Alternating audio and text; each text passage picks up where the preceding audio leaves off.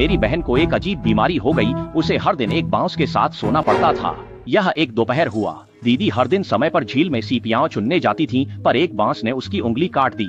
जब वह घर लौटी तो कुछ ऐसा हुआ जिससे मेरे रोंगटे खड़े हो गए। शुरुआत में दीदी बस बिस्तर पर लेटी रहती थी, न काम करती थी न घर का काम। माँ को गुस्सा नहीं आया, बल्कि वह हर दिन दीदी के लिए स्वादिष्ट खाना बनाती थी।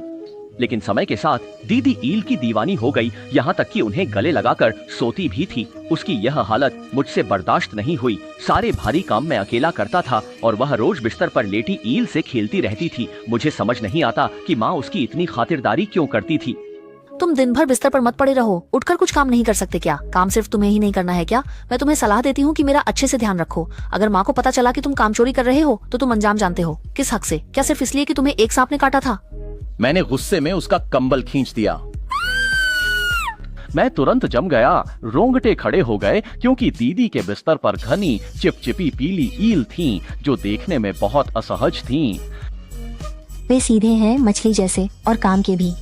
मैं डर कर तुरंत कमरे से बाहर भागा। तभी रसोई से एक मीठी खुशबू तैरकर बाहर आई। मैं रसोई में गया और देखा कि माँ दीदी के लिए सुअर की चर्बी में मिला मोती पाउडर बना रही थी। माँ ने कहा कि इससे दीदी की बीमारी ठीक हो जाएगी, लेकिन इतने समय से खाने के बाद भी दीदी को कोई फायदा नहीं हुआ। तुम यहाँ क्यों? बहन को देखना था, चोरी करने आए हो? नहीं, मैं खाना देखने आया, दीदी को देने।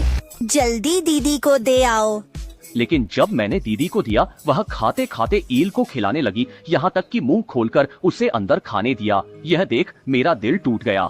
हमारे गांव में सुअर की चर्बी त्योहारों पर मिलती थी। मोती तो बहुत कीमती थे। दीदी को ऐसे खाना बर्बाद करते देख मुझे जलन और गुस्सा आया। मैंने तुरंत एक ईल मसलकर मार डाली,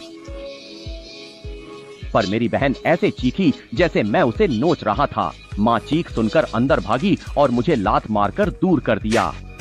बेटी, क्या हुआ? क्या इस कमीनी ने पानी नहीं दिया? बहन कुछ न बोली, बस जमीन पर उंगली की। वहाँ मैंने एक लोच मसल दी थी। तुम्हारी बहन की जान को तुमने मार डाला। लगता है तुम्हें मौत चाहिए। जाओ चाकू लाओ और खुद ही ईल को मसलने वाली उंगलियां काट दो।